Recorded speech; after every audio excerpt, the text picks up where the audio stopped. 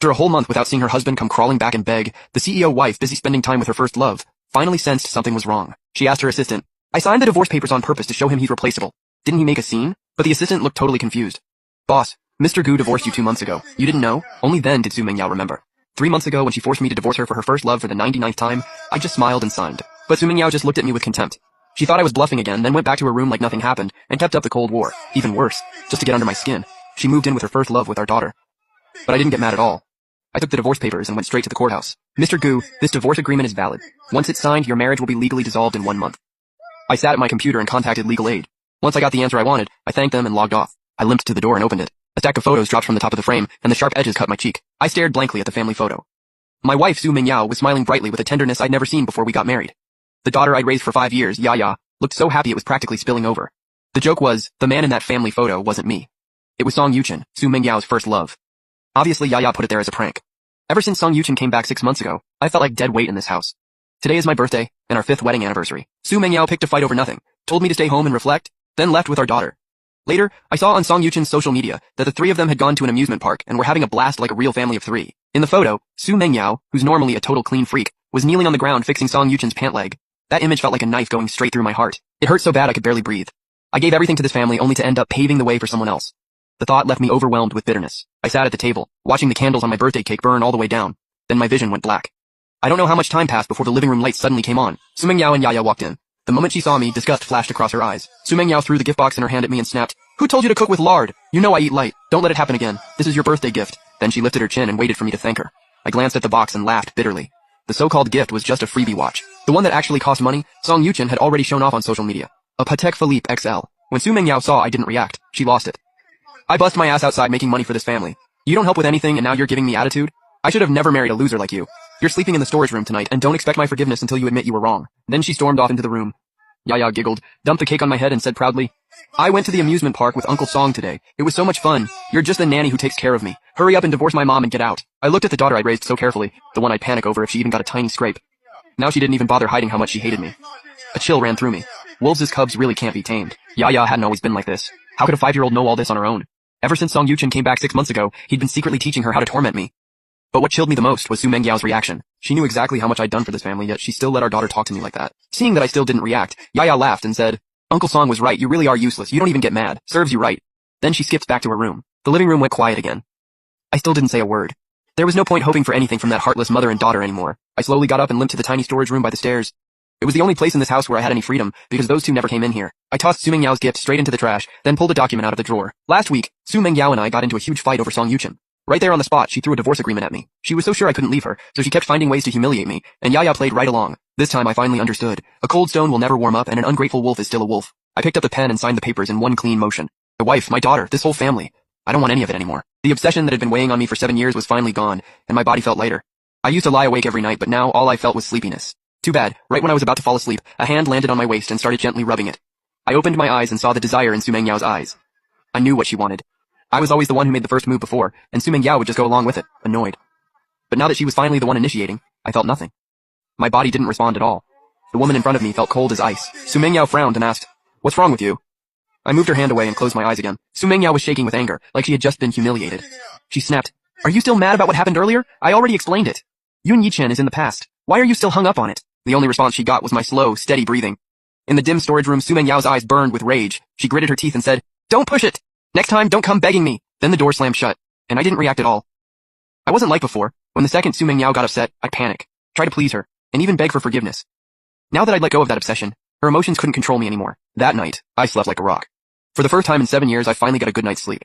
Early the next morning, instead of making breakfast for the mother and daughter right away, I made myself a cup of tea and enjoyed a little freedom. I scrolled through my phone, hoping to enjoy the next 29 days, and stop wasting tears on that mother and daughter. Song Yuchen had updated his moments again. "What you never forget always finds its way back. Whenever I need him, he always shows up right on time. Thank God for this gift." The photo showed a tall figure making porridge in the kitchen, with a little heart edited onto it. I could tell right away the woman making the porridge was Su Mingyao. She was wearing pajamas and there was a red mole on her left wrist. Ever since we got married, Su Mingyao had always been a clean freak who stayed far away from the kitchen. She had never cooked a single meal for me, and now she was making porridge for her first love, looking like she'd done it 100 times. The whole scene looked way too peaceful, but I felt surprisingly calm. I just glanced at it and locked my phone. Whether Su Mingyao was doing it on purpose to get back at me for rejecting her last night, or just couldn't wait to be with her first love again, I didn't care anymore. Then an annoyed voice came from behind me. Yaya walked out of the bedroom and saw that the carefully made breakfast that was usually waiting on the table wasn't there. Her little face filled with anger as she yelled at me, "I'm hungry. Go make breakfast now." I turned around and looked at her coldly. Even at 5 years old, she already carried the same arrogance as her mother. They had always treated me like the housemaid in this family. I pointed at the fridge and said flatly, "Go get it yourself." Yaya froze. She had never seen this side of me before, and for a second she didn't know what to do. But then she remembered who she thought she was. She shouted, "You're my nanny. If you don't cook for me, I'll tell my mom to punish you." I looked at Yaya calmly. A little wolf cub is still a wolf cub. The more I gave in, the worse she got. Good thing I had already stopped expecting anything from her. If you're hungry, go find your Uncle Song. My good mood was ruined, and I couldn't be bothered with her screaming. I went back to my room to pack up my things. Everything that belonged to me had to go.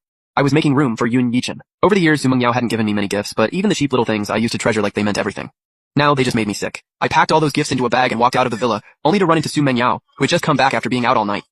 She froze, and guilt and awkwardness flashed in her eyes. She looked like she wanted to explain herself, but I ignored her and walked straight to the trash can. Sumeng Yao frowned and said unhappily, "Yun Yichin had a depression episode last night, so I went to comfort him. Don't overthink it. Since I admitted it, that means I have nothing to hide." I didn't want to hear any more of Sumeng Yao's fake excuses, so I tossed the bag into the trash. I used too much force and a stuffed toy fell out.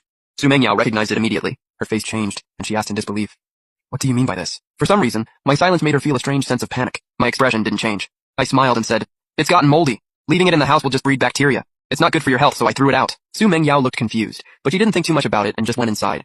I stayed outside and waited until the garbage truck took all those gifts away, making sure there was no chance of them ever being brought back, before I finally turned around and went back into the villa. Sumeng Yao pulled out a box of porridge from the bag and casually dropped it on the table.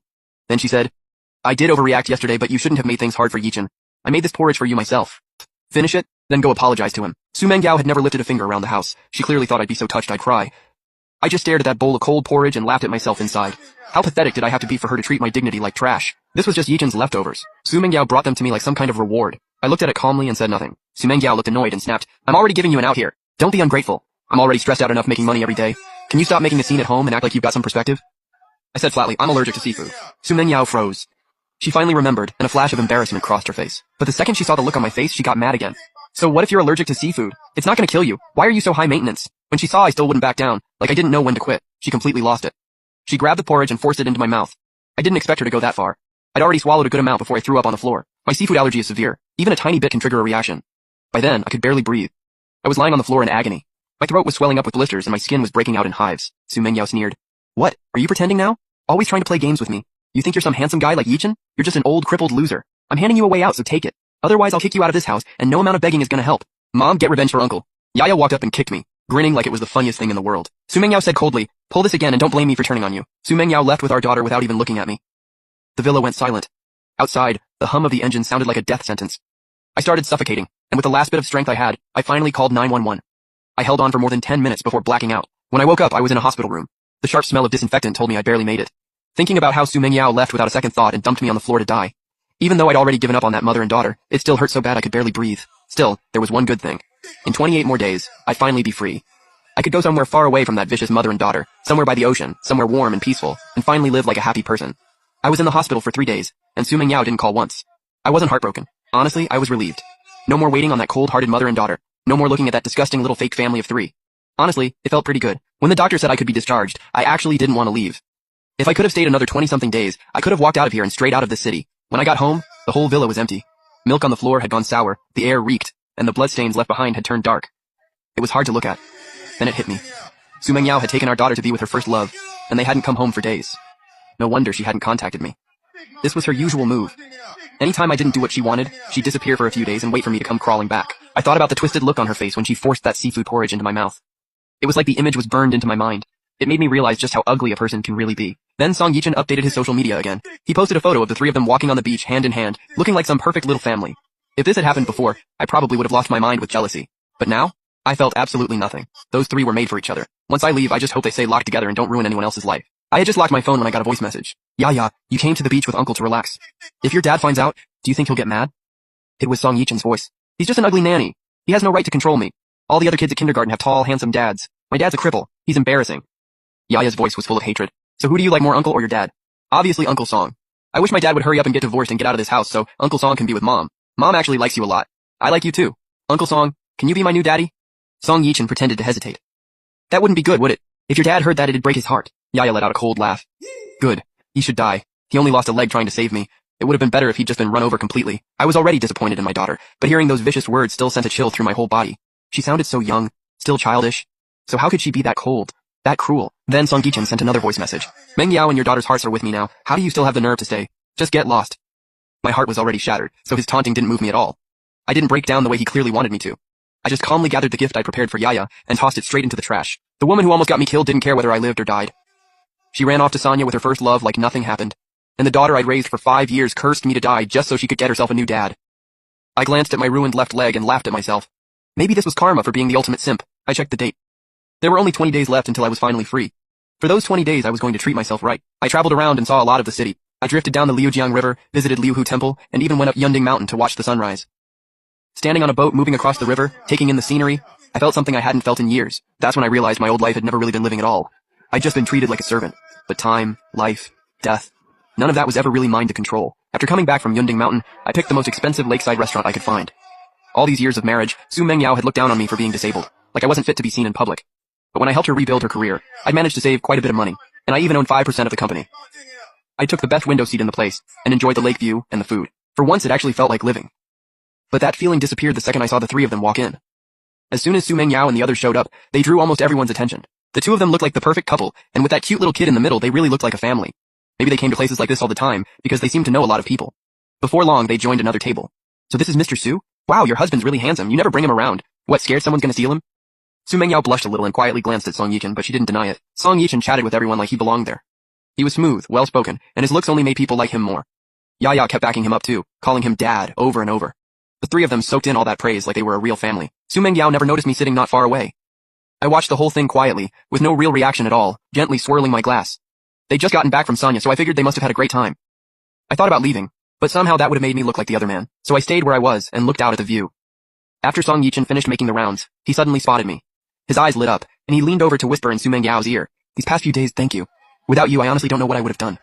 Su Mengyao quickly said, "Yichin, don't say that. We don't have to be so formal with each other, okay?" Song Yichin deliberately leaned in closer, his face almost brushing hers, making it look as intimate as possible. Su Mengyao's heart started racing, and she lowered her head to stare at her wine glass. Then cheers broke out around them. Their friends started chanting, "Kiss! Kiss!" Yaya clapped her little hands. Su Mengyao shot Song Yichin a half-playful glare, like she was blaming him, but she looked like she wanted to say something and stopped herself. I got Song Yichin all worked up, and seeing me watching from not far away only made it feel even more thrilling. He went straight in and pressed his lips against Su Mengyao's, kissing her recklessly. Her eyes widened. At first, she resisted and tried to push him away, but under Song Yichin's passion, she slowly got lost in it. Cheers broke out across the restaurant for the lovey-dovey couple. I was the only one still sitting there, watching their little act with a cold expression, feeling absolutely nothing. Su Mengyao looked dazed, holding Song Yichin tightly, her face glowing with happiness. I had never seen that side of her before. So Su Mengyao was never really cold. It just depended on who she was with. In front of me, she was always this untouchable queen. But in front of Song Yichin, she was soft and gentle. The way they looked together, it seemed like wedding bells weren't far off. Thinking about how I'd been tiptoeing around the divorce made the whole thing feel ridiculous. So I got up and headed for the door, figuring that when Su Mengyao got home that night, she'd probably be the one to bring up divorce first. Su Mengyao looked up and happened to catch me leaving. A flicker of panic crossed her face, and she instinctively started to get up. She clearly hadn't expected to run into me at the restaurant, and her brows tightened. Song Yichin noticed her reaction. Seeing how much she seemed to care about a cripple like me made him feel irritated. "I'm sorry, you're just too irresistible. I couldn't help myself. That guy just now seemed like he got the wrong idea. Maybe I should go apologize to him." Su Mengyao's face darkened and she snorted. "Who cares? Instead of staying home and reflecting, all he knows how to do is get jealous. Forget him. He can think whatever he wants." After saying that, she sat back down, but my lonely figure kept flashing through her mind, and she was so distracted she couldn't even hear what Song Yichin was saying anymore. Su Mengyao's expression kept changing. In the end, she sent me a message. "Where are you?" Song Yichin had thought he had everything locked down, but he could clearly tell that through the rest of the evening, Su Mengyao was distracted, constantly checking her phone and waiting for my reply. The get-together ended quickly. Su Mengyao left with her reluctant daughter and turned down Song Yuchin's movie invitation before hurrying home. I had just gotten back and sat on the couch drinking water when she walked in right after me. Our eyes met. Su Mengyao took a deep breath, clearly bracing herself for me to start something. But after a long standoff, the accusation she expected never came. She noticed how calm I was, way too calm, and her face darkened. The only reason she had rushed out and turned Song Yichin down was because she still felt a little guilty. But now I was sitting there with a dead look on my face, and just seeing that annoyed her. She frowned, pulled a gift box out of her bag, tossed it onto the couch and said, "If it weren't for you, Yuchin's depression wouldn't have flared up, and I wouldn't have had to go keep him company. Not only did you not apologize, you even followed us to the restaurant. Seriously, how disgusting can you get?" I didn't even look at the gift. I just stared at Su Mengyao's face, wondering when she'd finally bring up divorce so I could pack my things and leave. But she seemed to have conveniently forgotten what happened at the restaurant, and dumped all the blame on me instead. I let out a sigh. Looks like ending this marriage early wasn't happening. I still have to wait another 20 days. Su Mengyao's expression shifted slightly. In the past, the second she got mad, I'd panic and give in no matter what. Even if she twisted black into white, I'd still just keep apologizing. But now, even though I was standing right in front of her, I felt far away. She couldn't read me anymore. Su Mengyao hated that feeling of losing control over me and said coldly, "I've told you so many times, Song Yichin is just a friend. Why can't you let it go?" Instead of obsessing over this, why don't you spend that energy improving yourself? I smiled and nodded. You're right, I really should work on myself. Su Mengyao froze. She was sure I was jealous, but she couldn't bring herself to mention the restaurant, so she just exploded and swept everything off the table. I only watched quietly and didn't try to stop her. Through gritted teeth, Su Mengyao snapped, "Can you stop making that face? Every time I come home I'm exhausted and then I still have to deal with your attitude. Have you ever stopped to think? Without me, could you even live this kind of comfortable life? If it weren't for our daughter, I would have kicked you out a long time ago. A cripple like you would starve to death on the street." I listened to all of Su Mengyao's personal attacks and didn't argue back. All I said helplessly was, "Didn't I already tell you? I'm fine." Su Mengyao went quiet for a second.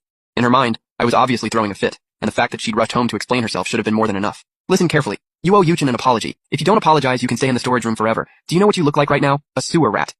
Su Mengyao stormed upstairs and Yaya shot me a glare. Lifting her little chin, she said with disgust, "You're the bad guy. You made Uncle Song and Mom mad. Why are you still living here? Hurry up and get divorced and leave. I want Uncle Song to be my dad." I looked into my daughter's eyes and smiled. "Don't worry. Uncle Song will be your dad very soon." After that, I went into the storage room and counted down the days until I could leave. Yaya came and knocked on the door, ordering me to heat up some milk. When it came to that little ingrate, I just closed my eyes. "Go ask your Uncle Song." Yaya got furious and started pounding on the door while cursing at me. But by then, I was already numb to it. I just wanted to leave this home as soon as possible, a place with no love and no warmth. Through the tiny window, I looked out at the night sky. My thoughts had already drifted far away, back to my hometown. Maybe to punish me for being disobedient, Su Mengyao disappeared with our daughter for the next few days. I didn't even have to guess who they were with. It was obviously Song Yuchen. She wanted to make me miserable that way. Before she left, she warned me that if I didn't get on my knees and apologize to Yuchen, she would never come back. I almost said that would be perfect and that it'd be even better if she stayed gone, but I held it in. The divorce cooling off period was almost over, and I didn't want to stir up any extra trouble. So I cleaned up the house. When I had nothing to do, I just lay in the yard and soaked up the sun, completely at ease. In the middle of the night, I got a taunting video from Song Yuchen. In my house, the three of them were wearing matching family pajamas and having a pillow fight. The two adults were hugging Yaya's little head, all smiles, looking happy like a real family. Song Yuchen had been using videos like that to provoke me the whole time, hoping I'd finally pack up and disappear. I didn't reply. Instead, I ordered myself an expensive takeout meal. When Su Mengyao didn't get the apology she wanted from me, she got even angrier. She stayed at Song Yuchen's place the whole time, even arranged for him to move into upper management at the company, and kept showing off their relationship online with vague, suggestive posts. I just found it laughable. Why not just make it official already? Then I remembered Su Mengyao still wasn't divorced yet. But that wouldn't be a problem for long. I'd be giving her exactly what she wanted soon enough. As the days passed, I became completely immune to all her attempts to get under my skin. Even when our daughter got sick and Su Mengyao deliberately called me to bring medicine, I ignored it. All I said was, "If she's sick, take her to a doctor." Then I stopped responding. Su Mengyao flew into a rage and screamed all kinds of ugly things before I hung up. Better to stop wasting energy on people who don't care and start treating myself better. There were only 3 days left in the divorce cooling off period, and I could hardly wait. With Su Mengyao and our daughter gone, life had been peaceful. It was the most comfortable stretch of time I'd had in 7 years. I was already planning to sell the shares I still held, so I wouldn't be left with nothing after going back home. Su Mengyao had always looked down on me and called me useless, but she never stopped to think about who it was that had landed those contracts for the Su family business by drinking glass after glass of high-proof liquor. She'd also forgotten that I still owned 5% of the company. The yearly dividends alone were more than enough to live on. I had already decided to sell my shares and was looking for the right buyer. Since I was leaving, I planned to cut every last tie with them for good. That night, I even ordered a nice bottle of liquor for myself. Then I heard footsteps outside. I thought my delivery had arrived, so I got up and opened the door, only to find Su Mengyao and Yaya standing there. Maybe because the divorce was so close, they looked a little less annoying to me now, but I was still distant. Su Mengyao had stayed away for more than 10 days, waiting for me to lower my head first. But I wasn't the same as before, crying and begging her not to leave. This time, I stayed cold and indifferent. Even Su Mengyao could tell I had changed. For some reason, a sense of unease started creeping into her heart. Oh, I didn't cry or beg her to stay like he used to. Instead, he turned around and walked away coldly. Su Mengyao instantly realized he had really changed. She couldn't explain it, but a strange wave of panic suddenly hit her. The old Gu Huai, the one who always obeyed her, annoyed her. But this distant, indifferent version of him made her even more uneasy. It wasn't that Su Mengyao truly cared that much about Gu Huai. She just believed he would never leave her, which was exactly why she kept hurting him without restraint. This time she came home early on purpose, hoping to throw Gu Huai a lifeline. She thought he'd be overwhelmed with gratitude. But what she saw instead was the disappointment written all over his face. Su Mengyao's expression immediately darkened. She clearly hadn't expected that kind of reaction from him. She even laughed in anger, mocking him for acting like he didn't want them back, and hinting that maybe he had another woman in the house. Gu Huai couldn't even be bothered to explain. He turned and headed straight for the storage room. The one who cheated was Su Mengyao, yet she still assumed Gu Huai was just like her. Watching him walk away, Su Mengyao felt that loss of control growing stronger and stronger. A kind of panic she had never felt before started rising in her chest, especially when she saw him limping. She suddenly remembered the time her family went bankrupt. Everyone left her, and only Gu Huai stayed by her side. But Gu Huai no longer cared what she thought.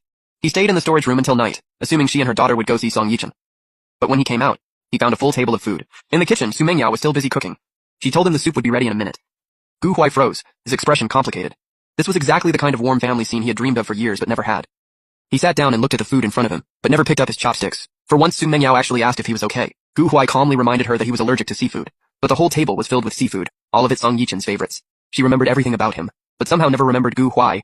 Su Mengyao's face instantly stiffened. But this time, instead of blowing up, she just felt like Gu Huai was becoming harder and harder to read. Maybe it was guilt finally catching up to her, or maybe it was the bond they once built through hard times.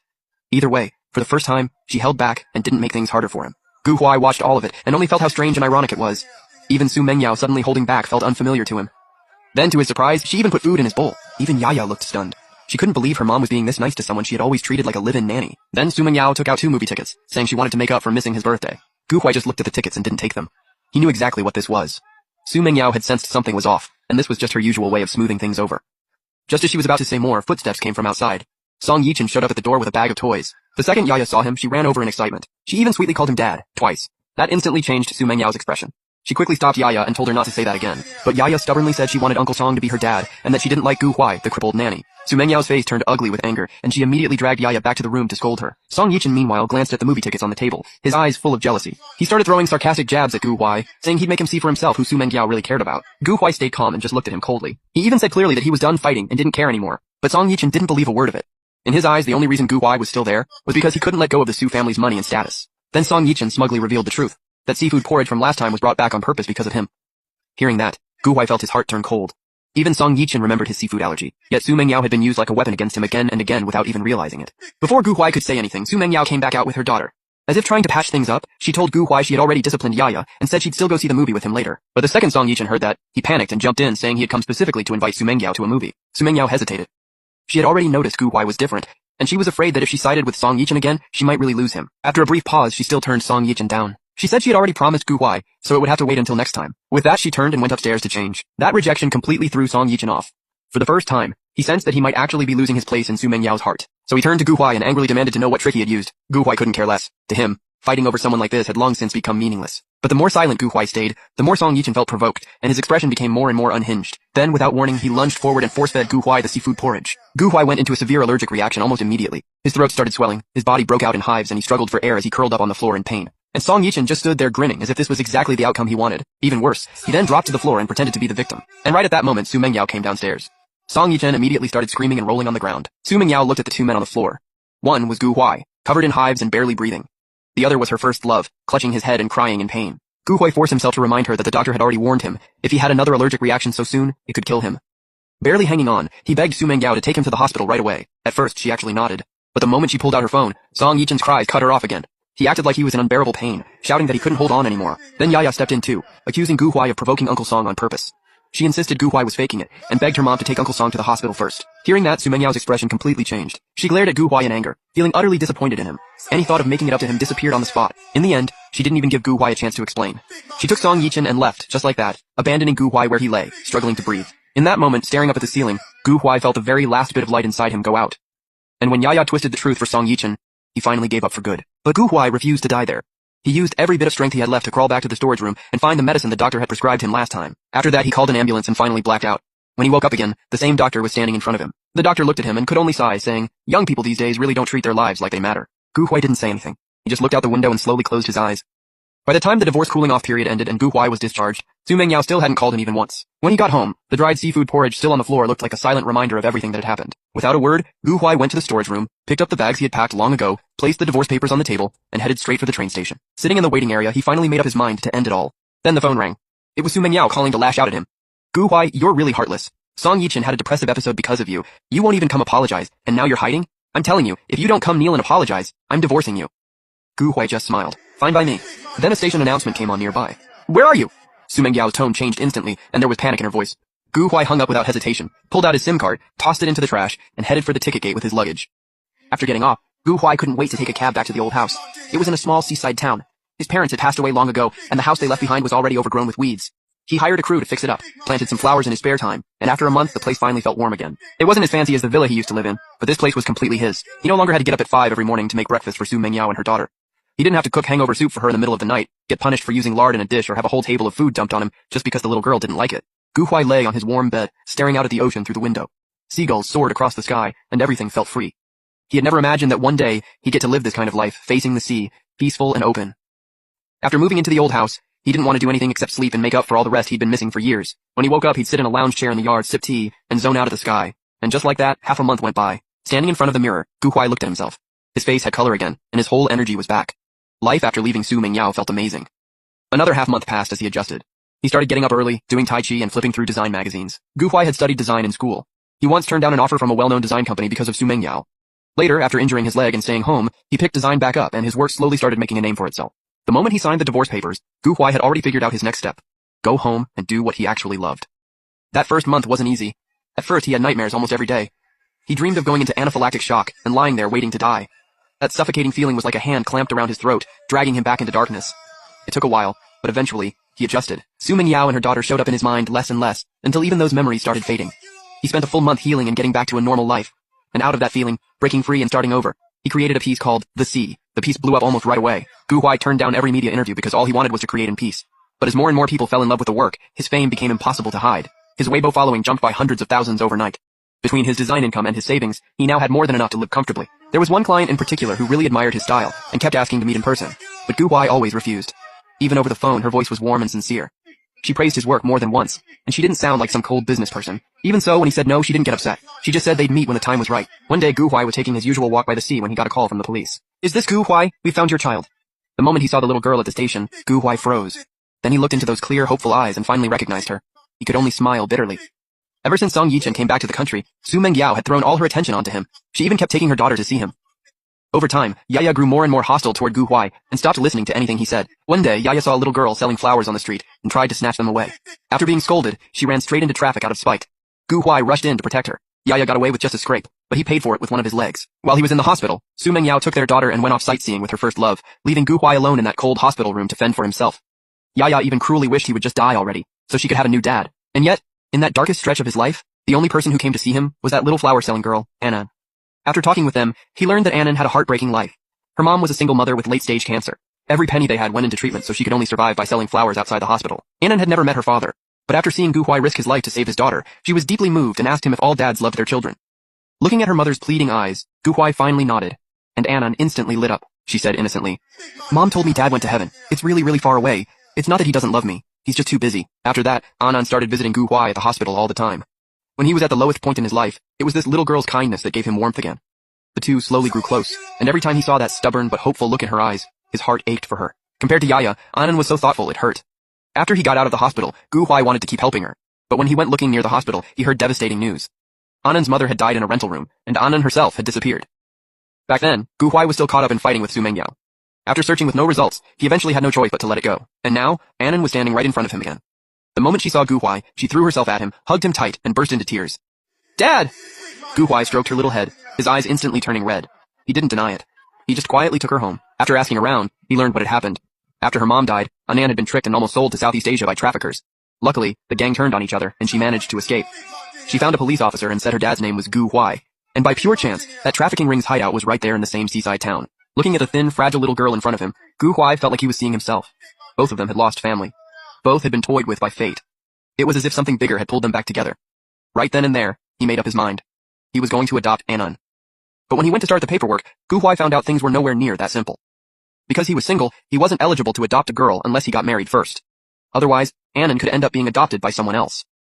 The thought gave him a splitting headache. When he got home and saw the hope in Annan's eyes, he couldn't bring himself to tell her the truth. Annan was sweet and hardworking. Even at her age, she already knew how to do a lot around the house. If there was even a drop of water on the floor, she'd hurry over with a rag. And when Gu Huai finished cooking, she'd already set out the chairs for him. Gu Huai took Annan out for a walk by the sea. Watching her run ahead and turn back to call for him to catch up felt almost unreal. The golden sunset hung across the horizon like a dream.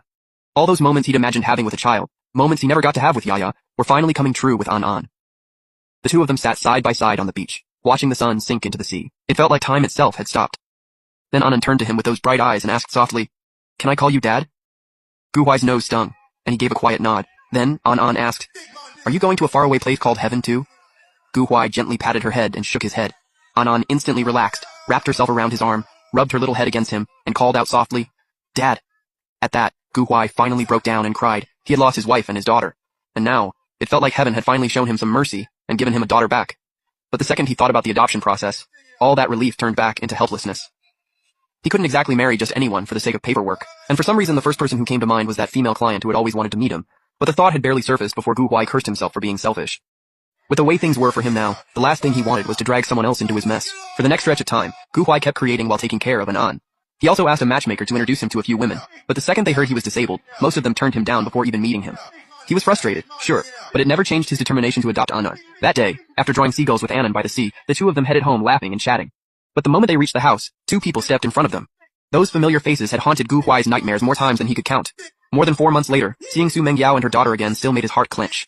His first instinct was to turn around and leave, but then he felt Anan's little hand in his palm, and his body slowly straightened. That fear and dread Su Mengyao used to trigger in him started fading away, little by little. Shuji had huge respect for this author, and tried more than once to meet him, but got turned down every time. She figured the man behind the work had to be some older, worldly artist to capture life that vividly. What she didn't expect was a man about her age. After talking for a bit, Shujiri realized Gu Huai wasn't just attractive. He also had a sharp, original take on design, and the second he started talking about the sea, he just lit up. Shujiri rested her chin in her hand and watched him quietly, sometimes giving him a look of admiration and encouragement, other times throwing out insights that made his eyes widen. Before they knew it, they'd been talking from noon into the afternoon. It wasn't until Gu Huai glanced at the time that he hurriedly got up to leave. Thinking he had somewhere important to be, Shujiri offered him a ride. But when the car pulled up outside a kindergarten, and a little girl ran straight into his arms, Shujiri finally understood. He'd been in such a rush because he had to pick up his little girl. In Shujiri's mind, designers were supposed to be lone wolves, people removed from everyday life. But who would have thought the creator of the sea was also a total girl dad? And in that moment, a strange sense of regret flickered through her.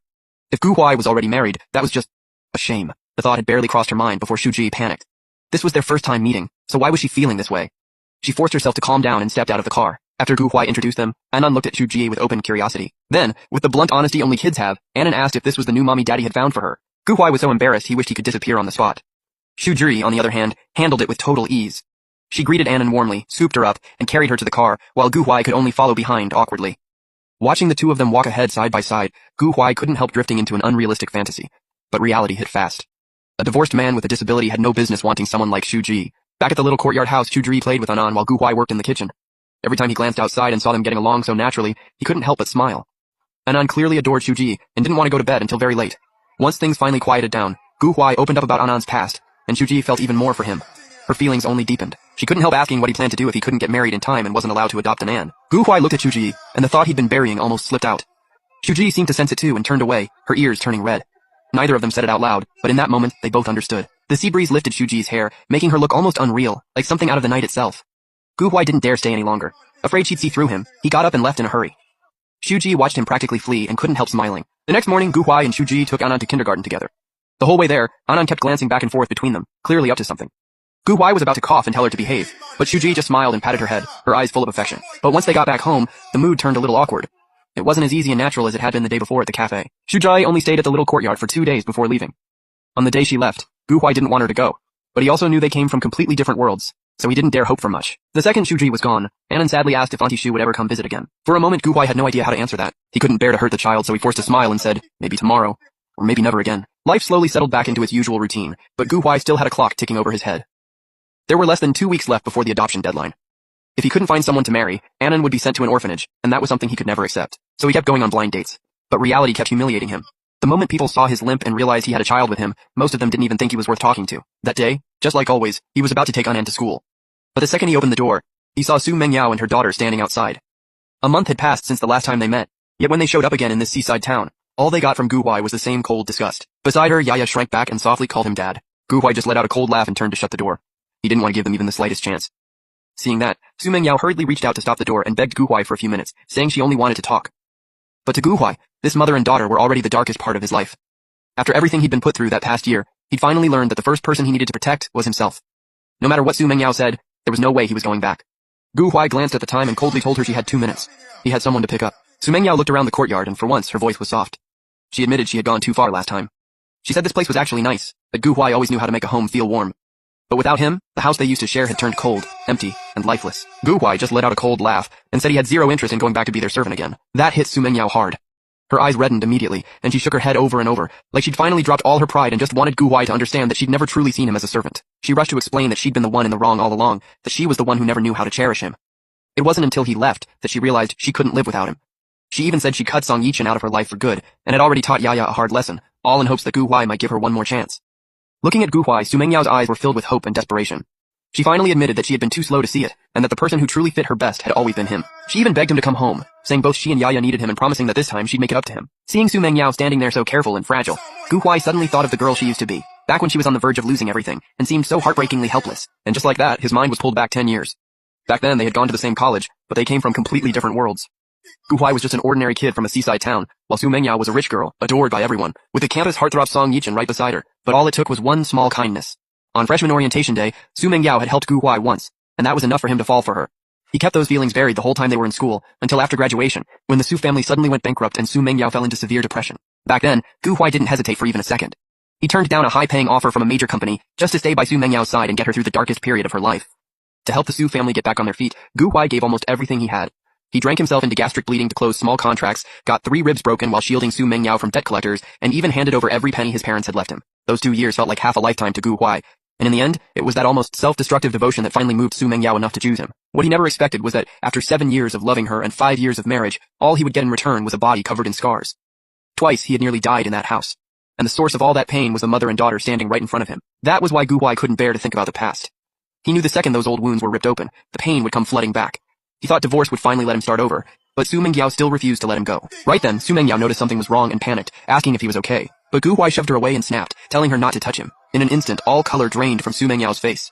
She knew he hated her, but she hadn't realized his rejection had gotten this deep, to the point where even sharing the same air with her felt unbearable. Then Gu Huai all but screamed at her to get away from him. That shout completely shook Su Mengyao. She quickly pulled her daughter back a few steps, and could only stand there watching him with panic and worry in her eyes. Meanwhile, Gu Huai collapsed to the ground like all the strength had been drained out of him, and those memories of being tortured by Su Mengyao came rushing back. Su Mengyao was convinced Gu Huai had refused to come home before, just because he was jealous. Now that she had come to pick him up herself, she felt she had already given him plenty of face, and that he had no reason to keep acting tough. She stepped into the yard, looked around, and immediately showed her disgust. To her, the yard was way too small, probably not even 1,000 square feet. She mocked Gu Huai for wasting time on flowers and plants, then acted all high and mighty, saying that once he went back, she would buy him a huge villa with a yard big enough for him to do whatever he wanted. She even said that if housework was too tiring, all he had to do from now on was take care of her and Yaya, and leave everything else to the maid. Gu Huai had been holding it together up to that point, but after hearing Su Mengyao say all that, the anger inside him finally boiled over, and his voice turned cold with disgust. He made it clear on the spot that he and Su Mengyao were already divorced, that they had nothing to do with each other anymore, and that she needed to get out. Su Mengyao's face changed instantly. She stared at Gu Huai with open irritation, still acting like she was above him. Right then, Yaya chimed in too. Even though she was just a kid, her attitude was exactly like her mother's, full of arrogance and cruelty. In Yaya's eyes, the fact that her mom had come to get him in person was already a huge concession. If Gu Huai kept pushing it, then he could forget about ever stepping into that home again. When Gu Huai didn't answer right away, Yaya let out a cold laugh, kicked over the sunflowers in the yard, and stomped them to pieces. The way she acted like a little demon scared Annan on the spot. Annan had never seen a kid her age act that vicious, and her whole body started shaking. Gu Huai quickly pulled Annan into his arms and gently tried to calm her down. He softly told her not to be scared, because he was right there with her. After Annan's mother died, she had been kidnapped by traffickers and left with deep trauma. Gu Huai had spent a long time taking her to therapy before she slowly started to recover. But the moment Su Mengyao and Yaya walked in acting all superior, the anger inside him kept building. When Yaya saw that Gu Huai's attention was all on An, she instantly got furious and pointed at An, demanding to know who she was. An was so shaken by that vicious look that she started trembling again, and it broke Gu Huai's heart. Gu Huai coldly told Yaya to shut up. Spoiled and overbearing as always, Yaya had never seen Gu Huai talk to her like that.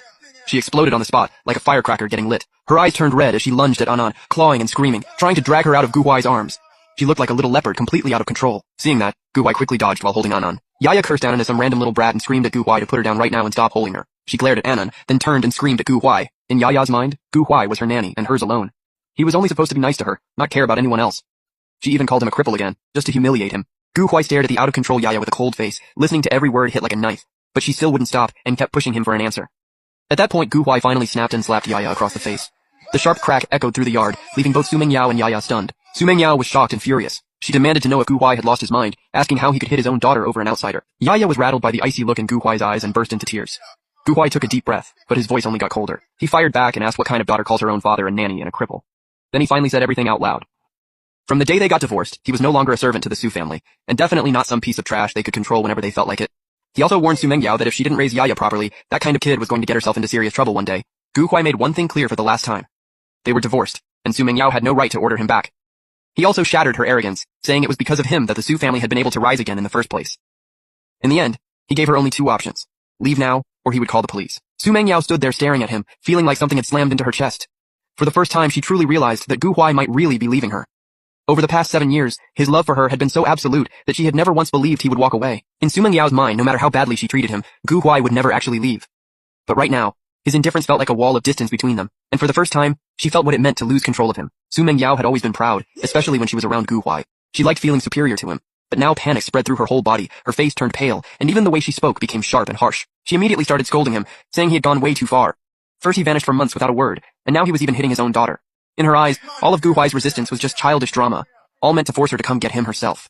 Even now, she still acted like she was doing him a favor, saying she could let the slap go, but once he got back, he would have to write a self-criticism and be locked in the storage room for a week. After saying all that, Su Mengyao turned to leave with Yaya, but she deliberately slowed down. waiting for Gu Huai to lower his head and admit he was wrong.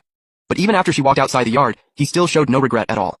When she turned around, she saw Gu Huai standing there with Anand's hand in his, staring at them with a kind of coldness she had never seen before. In that moment, Su Mengyao felt a kind of chill that was almost like losing everything, even colder than when her family went bankrupt and Song Yichin abandoned her. Grinding her teeth, she warned Gu Huai that if he left this time, there would never be any chance for them to get back together. Holding her cheek, Yaya jumped in too, viciously saying that if Gu Huai kept this up, then they really wouldn't want him anymore. Gu Huai walked toward the gate in the last light of the setting sun. Su Mengyao still thought he would back down in the end, and even felt a little smug, convinced that as long as she acted like she was really done with him, he would eventually come crawling back. She straightened up without even realizing it, and put that superior look back on her face again. But in the very next second the smile on her face froze, because Gu Huai only looked at her and said one thing: get lost, and never show up in front of me again. As the yard gate slowly shut, Su Mengyao shook with rage, her eyes burning, while her mind churned like a storm. She couldn't understand how Gu Huai could actually dare to treat her like this. And after he led Anand back inside without even sparing them another glance, she was left standing outside the door like a statue, completely stunned. Yaya waved her little fists and kept cursing, yelling that Gu Huai didn't know a good thing when he saw it, and that from now on, he was never allowed to step into that house again. Meanwhile, over in the small town, Gu Huai agreed to meet the female client, because he wanted to give Anand a real home. When he arrived at the seaside cafe and caught sight of the client's profile through the window, he already knew the plan he had in mind probably was not going to work out. The woman sitting by the window had a cool, elegant presence and carried herself with ease. There was none of that calculating business energy about her. If anything, she gave off the vibe of an artist. With the last light of evening falling across him, Gu Huai looked down at his damaged leg, quietly pushed aside the thoughts he shouldn't have been having, and then walked over to her. Zhu Ji looked up and studied Gu Huai. In fact, from the moment he had walked into the cafe, she had already started watching him. She was genuinely curious what kind of designer could create a piece as beautiful as the sea. Pain covered his whole body, and his bloodshot eyes looked terrifying. He took a deep breath. In a hoarse voice, he told her that even being near her made him feel sick, and there was no way they could ever go back. He coldly told Su Mengyao that if she had any conscience left, and if she still remembered everything he had done for the Su family, then she needed to stay out of his world forever, because the moment he thought about the past, he couldn't help but hate her. Then he finally snapped and told her to get lost. Su Mengyao kept shaking her head as tears poured down her face. She wanted to explain, but the second she saw the twisted look on his face, the last bit of hope left in her heart snapped like a string. He turned and walked away, limping into the distance, his broken figure looking even more shattered under the sunset. At that moment, Su Mengyao felt like she could see it. His entire inner world had already fallen apart. Su Mengyao finally broke down and covered her face as she cried. She regretted everything. She even wished she could trade her life to make up for what she had done, but he didn't leave her any chance at redemption. Only then did Su Mengyao truly understand the kind of despair he had felt back then. That pain was carved into his bones, like being dragged straight into hell. Shuji showing up for Anand's birthday caught him completely off guard, but deep down, it made him happy. Ever since he realized that Shuji seemed to understand what was going on and had chosen to leave the town to make her stance clear, he never once blamed her. If anything, he felt like that was only natural. In his eyes, he was a divorced, disabled man raising Anand on his own. Forget someone as perfect as Shuji. Even an ordinary woman in town probably wouldn't want to be with him. But time was running out, and if he still couldn't find someone to marry, Anand would likely be sent to an orphanage. On the way home, Anand's little face was glowing red with excitement. He held both their hands and happily sang the nursery rhymes he had learned in kindergarten. His eyes welled up with tears, but he had no idea how long this little moment of happiness could last. To him, Anand had already become the only light in his dark world. But finding a woman to marry in such a short time felt basically impossible. After putting Anand to bed, he sat alone in the yard, staring at the empty night sky, not even daring to imagine whether he could keep going if he ever lost him. Then his mind drifted back to that moment in the restaurant when he ran into Su Mengyao and her daughter, and his face instantly tightened. To avoid ruining Anand's birthday, he had pretended not to see them. But what he didn't expect was that Su Mengyao and her daughter still wouldn't leave him alone. He had already made himself perfectly clear. He had finally clawed his way out of hell, yet they still wanted to drag him into another abyss. Just thinking about their twisted faces made him feel irritated. He tried all kinds of ways to calm himself down, but nothing really worked. In the end, he just let out a long sigh and lay back in the chair, staring into space. At this point, he wasn't lacking goals or money. All he wanted was to live life at his own pace. Just then, Shuji quietly walked up beside him. Looking at Anand, she softly asked if he was really planning to give up custody. He just gave a bitter smile and shook his head. To him, not giving up didn't really change anything. In his condition, who would ever want to marry a disabled man? But Shuji asked him one question. What if she was willing? Her voice was so soft it was almost like a whisper. At first he didn't even process it, but when it hit him he froze. The next second he shot upright, disbelief written all over his face. He couldn't believe what he had just heard, so he asked her again. And Shuji's answer was simple. She was willing. The second he heard that, he was overwhelmed with joy. He was so emotional that he couldn't even get the words out. But Shuji quickly made one thing clear. She was only doing this so Anand wouldn't end up in an orphanage. There was nothing else behind it. After hearing that, all he could do was smile bitterly. He knew very well that with someone like Shuji, he had no right to think beyond that. So he immediately promised her that once the paperwork was done, he would file for divorce as soon as possible. After saying that, he stood up and gave her a deep bow. Because at that point, thank you was all he really had. He understood better than anyone how much Shuji was sacrificing to help him. That cost was nothing less than a woman's reputation. And with that, the weight in his chest finally lifted, and for the first time in a while, he felt like he might actually sleep well that night. As she watched him walk back into the room, Shuji's eyes slowly grew distant. She muttered something under her breath, sounding half annoyed and half heartbroken. The next afternoon, when he walked out of the Civil Affairs Bureau, everything still felt unreal. Then he spent another half day finishing Anand's adoption paperwork, and he couldn't stop smiling. He couldn't wait to tell Anand the good news. That night, the three of them shared a warm and happy meal together. He kept Shuji's kindness close to his heart, and had originally planned to handle the divorce the very next day. But then she got a phone call and had to leave in a hurry. The divorce had to be put on hold, and as he held a marriage certificate in his hand, he couldn't help feeling overwhelmed. No one could have imagined that only half a year after his divorce, he would get married again. In a daze, a ridiculous thought even crossed his mind. If Shuji never divorced him, maybe building a family with her wouldn't be so bad. But the thought disappeared as fast as it came. He knew it was nothing more than wishful thinking. He didn't think he deserved someone like Shuji, and he didn't want to hold her back. After adopting Anan, his life slowly became more stable. But ever since Shuji left that day, he hadn't heard a single thing from her. Every time Anan asked about her, he had no idea what to say. He had tried more than once to reach out to Shuji, only to realize that they had known each other for such a short time that he didn't even have her contact information. And Shuji never contacted him either, which only made him feel more guilty. After all, because of his situation, she ended up carrying the label of a second marriage before she had even truly stepped into married life. He even started to wonder if she was angry at him. Anan gradually adjusted to life in kindergarten and stopped bringing up his new mom as often. But every now and then, when he saw other kids being picked up by their mothers, that little look of envy still showed on his face. He knew that the next time Shuji came back to town, it would probably be for the two of them to go file for divorce. But before he knew it, half a year had already passed. Over those 6 months, Anan had grown a little taller. His chubby little face was still as cute as ever, and life was slowly getting better. The only thing that bothered him was that Su Mengyao and her daughter had actually moved to town and bought the 2-story house right across from his place. Thankfully, Su Mengyao knew he hated her and never once came to his door.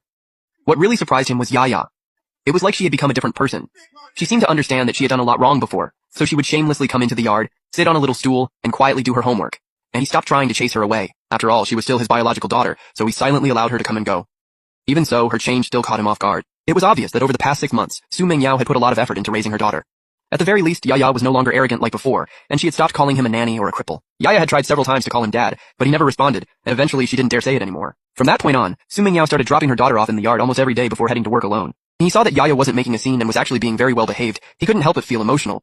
After all, she was still his daughter. No matter how badly he'd been hurt before, he still couldn't truly ignore her. Just like that, another month went by. Every time Yaya stood in the yard and saw him giving all that fatherly love to another child, she couldn't help but feel jealous. She wanted so badly to run up and hug him, but she still remembered what her mom had said. Until he forgave her, she couldn't just go near him. That night, he made dinner and called Anan to eat. But Yaya, like always, picked up her backpack and got ready to leave. Every time before this, if he didn't ask her to stay, all she could do was quietly go back across the street and sit by herself at the window. All she could do was watch her own dad love another child from a distance. She had cried, thrown tantrums, and made a fuss before, but in the end, she slowly went silent. At her age, all she wanted was a father's love. But even though her dad was right there, he felt like a stranger. Then, for the first time ever, he asked if she wanted to eat with them. Yaya froze when she heard that. A few seconds later, she rushed toward the table in surprise and excitement. Holding her bowl in both hands, Yaya stared blankly at the food on the table. Back then, she used to look down on meals like this. She had even slammed a plate of food onto his head before. But after almost a whole year, she was finally eating her dad's cooking again. She kept her head down, shoveling food into her mouth while tears kept falling. After behaving herself for half a year, she could finally step back into her dad's home and eat a hot meal again. He let out a quiet sigh. Deep down, he still hoped Yaya would understand that he could never go back to loving and caring for her the way other fathers do. When Yaya looked up, her face was already covered in tears. Through sobs, she said she understood. She knew her dad had once given her so much love, but she had thrown all of it away herself. Everything happening now was the result of not knowing how to treasure it. Then she carefully asked if she could still come over for dinner in the future. Even if he didn't want her inside, she said she'd be okay just sitting out in the yard. At that moment, he took a small cake out of the fridge and gently placed it in front of Yaya. She instantly froze, her eyes full of confusion and disbelief, while he simply gave her a faint smile. It turned out that day was Yaya's birthday, and he had finally said the words she had been waiting so long to hear. Happy birthday.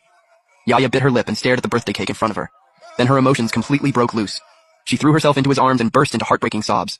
He hesitated for a moment, but in the end, he still didn't push her away. He just gently patted Yaya on the shoulder and let her cry in his arms. For the first time in a long while, Yaya felt her father's embrace again. At the end of the day, he just couldn't truly hate Yaya. She was still too young.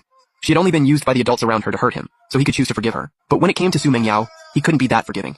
He knew she was standing right outside the yard, and that she had deliberately sent Yaya over on her birthday. Her intentions couldn't have been more obvious. Unfortunately for her, she wasn't going to get what she wanted. Then he stood up, walked out into the yard, and looked calmly at a clearly flustered Su Mengyao. He told her they needed to talk. Su Mengyao walked over like a child who had done something wrong, then quietly stopped in front of him and looked up at him. This was the first time in half a year that they had stood this close to each other, yet it already felt like a lifetime had passed. Over the past 6 months, Su Mengyao had even moved one of her branch offices to this small town just to win him back. But as time went on, she didn't back off. If anything, her feelings only grew stronger and more intense. Again and again, she had tried to get close to him and work her way back into his life. No matter what he asked of her, she accepted it without hesitation, because deep down, she knew she owed him all of it. After all, she had been the one who failed to value him when she still had him. Now, even getting a few words from him had become a luxury. Su Mengyao opened her mouth like she wanted to explain something, but he just shook his head first. He calmly told her that he no longer hated her. But because of that, she was basically no different from a stranger to him now. He had once truly loved her, and had been willing to give her everything. In the end, though, all he got back was pain. Over and over again. He had nearly died twice in that villa before finally giving up and walking away for good. At first, when he left, he really was full of hatred. He couldn't understand why someone he had given so much to would treat him like he meant nothing. But after returning to the seaside and living a peaceful life with Anan, that resentment slowly started to fade. Little by little, he realized that holding on to all that hatred was nothing but emotional self-destruction. It wasn't worth it. So he started trying to make peace with himself, and eventually he understood that not everything from the past could be blamed on Su Mengyao. He had been the one who threw himself into that love with no way back. He had loved her like a moth flying straight into a flame, giving everything he had. But she had every right not to respond, and every right not to accept it. That marriage and that path had been his own choice. The good thing was, he had finally made it out of that mess, so he told Su Mengyao clearly that he didn't love her anymore. Waiting for him would never change anything. Instead of clinging on, she should let it go and move on. Su Mengyao didn't say a word, but tears were already streaming down her face. This was the first time he had taken the initiative to say so much to her, yet every single word cut like a knife. She was devastated, but there was nothing she could say back. She looked up at the night sky, and all she could see in her mind were the happy memories they once shared. With a bitter smile, she admitted that of course she knew he didn't love her anymore, because she had once seen what it looked like when he truly loved someone. But now, the one hopelessly trapped in love had become her. She couldn't control these feelings, and she couldn't stop thinking about him. Even if all she could do was look at him from afar, even if it hurt, she was still willing to accept it. Only now did Su Mengyao truly understand what it had felt like when he loved her back then. That kind of pain could drive a person crazy. But by now, he had already become a part of her life that she could never cut out. She didn't even dare hope he'd come back anymore. All she wanted was for them to live their own lives, while she quietly held onto her feelings. Looking at the determination on Su Mengyao's face, he knew very well that with her personality, there was no way she would give up easily. But what did that matter now? Love that comes too late is worthless. The wounds she had left in his heart had already torn him apart. Too bad Su Mengyao still doesn't realize what she really did wrong. After saying that, he turned and walked back into the yard, done dealing with Su Mengyao. If she still couldn't wake up to reality, he'd leave this place for good, somewhere she'd never find him. From that point on, Su Mengyao kept her word. She stopped bothering him and chose to wait in silence. And just like that, another month went by. Little by little, he got used to Su Mengyao living across from him. Whenever she brought her daughter over, he'd just greet her with a polite smile, like any normal neighbor. Nothing more. During that time, he was creating, while also taking care of the two kids. Honestly, Anon and Yaya got along pretty well. Yaya had changed a lot too. She wasn't bossy or bratty like before, and she had even learned how to care for other people. Every time she came into the yard, she was careful and timid. She was so well behaved it was surprising. Even so, he still couldn't love her the way he loved Anon. Yaya knew why, so she never asked for more. All she wanted was for him not to send her away. As for Suji, he had been gone for over half a year without a single message. Sometimes that person still crossed his mind. He had thought that as time went on, he'd slowly forget all of it. After all, they were never really from the same world. One look at Shuji, and it was obvious he came from money, probably no less than Su Mengyao once did. By now, he wasn't hurting over it anymore. But Shuji's continued disappearance meant the divorce kept dragging on, and that couldn't go on forever. That day was just like any other.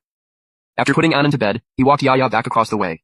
It was the first time he'd ever taken her back himself. When they reached the door, Yaya suddenly stopped, softly called him Dad, and said goodbye. Then she looked up at him with hopeful eyes and carefully asked if she could give him a hug. He froze for a second, but he didn't say no. Yaya wrapped her arms around him, her tiny shoulders shaking as tears of joy and hurt rolled down her face. He watched her go inside, then turned to head back to his own yard. But just as he reached the door, a familiar voice called out from behind him, like someone returning after a long time away. His whole body stiffened and he spun around. There stood Shuji, smiling at him with a huge suitcase in hand. In that moment, it felt like time itself had stopped. With a grin, Shuji asked if he wasn't happy to see him back. That finally snapped him out of it. He hurried over and nervously told him of course he was welcome, then quickly invited him inside. The two of them walked into the yard together, chatting and laughing.